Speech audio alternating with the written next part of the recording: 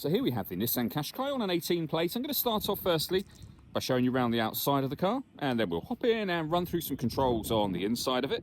From the outside, you can see it's a 5-door car with alloy wheels and tinted windows. We're going to start off inside the boot area first.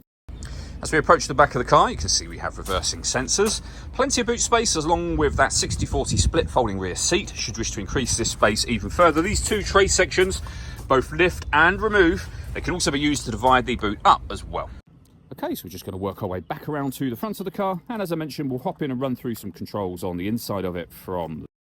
Just briefly before we climb in, I think it's well worth seeing the interior from this exterior point of view. There's plenty to run through on the dashboard, so let's hop in and we'll do that now. Okay, now that we're inside the car, we're going to start with the dials. On the left-hand side, we have the rev counter. We have the speedometer on the right-hand side, along with the fuel gauge for the car.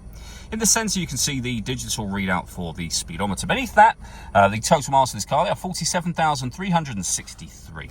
If we back out to the steering wheel next, we have controls over this side to change information displayed in this central section. We have our stereo controls, we have phone controls, cruise control, and speed limiter over here. Into the centre next, the main touchscreen. So up on here, you can access your satellite navigation. You can see we got the map just there. Sat nav itself under the nav button. Over on this left-hand side, we can pair up our phones. We can make and receive phone calls.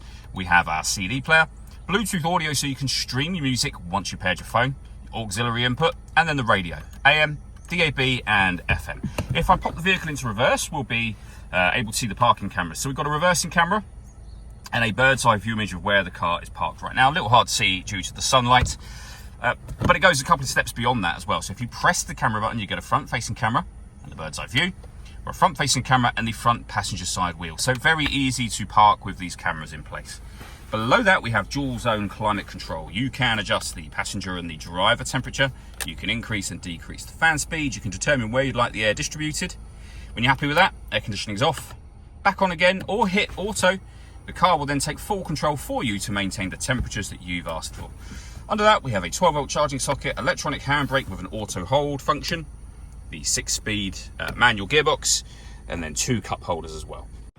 All that leaves me to say is thank you for taking the time to watch this video. If you'd like to come and see the car in person and have a test drive, please feel free to give us a call here at Surrey Specialist Cars.